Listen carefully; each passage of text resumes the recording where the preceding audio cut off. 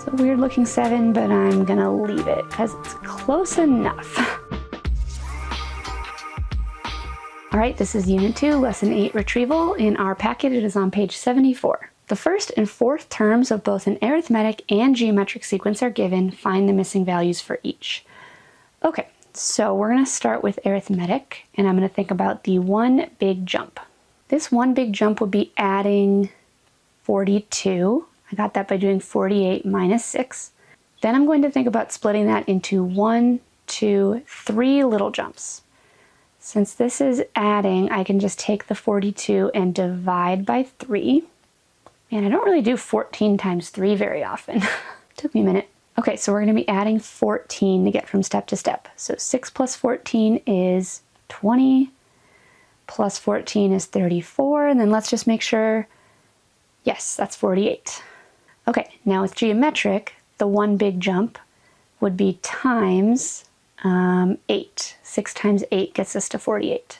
And I am splitting that into 1, 2, 3 little jumps, so I have to do cube root 8, because this one's multiplying. I can't just divide by 3. I've got to do cube root.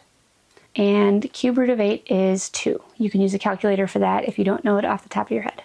So 6 times 2 would be 12, times 2 would be 24, times 2 would be 48. And maybe that one's easy to do in your head. Okay, next, find the equation for the relationship represented. First thing I want to do is figure out what the pattern is. So I'm going to look at the outputs and figure out what we're increasing or decreasing by. Okay, 27 to 21, that's minus 6. Let's see if that pattern holds. 21 minus 6 is 15. 15 minus 6. Okay, cool. So we're decreasing by 6. They don't tell us what step 0 is. We're starting at step 7 for some reason, but that's okay. We can still write this equation. 27 is our starting value. We are subtracting 6 each step, and we're starting at step 7. Big numbers there, but there's our equation. Next, this time we have a line. Looks like we're starting at 4, because that's step 0 right here is at 4. Let's find the next nice step. So like step 1, I can't quite tell. It's maybe at 3.5, but I'm not sure. So I'm going to go over here to step 2. Step 2, it's at 3. Step 4, we're at 2. Step 6, we're at 1. So if I look at the slope here, it looks like we're going down 1 over 2. So the slope of this line is -1/2.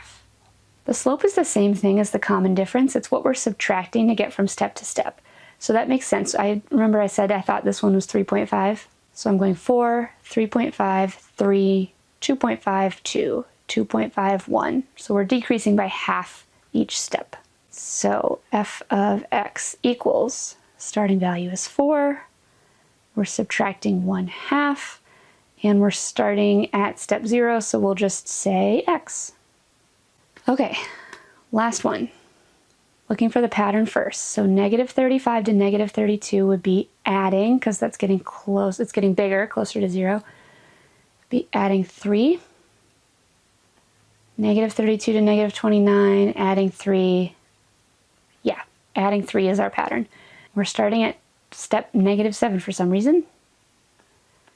F of x equals, starting value is -35. We're adding 3.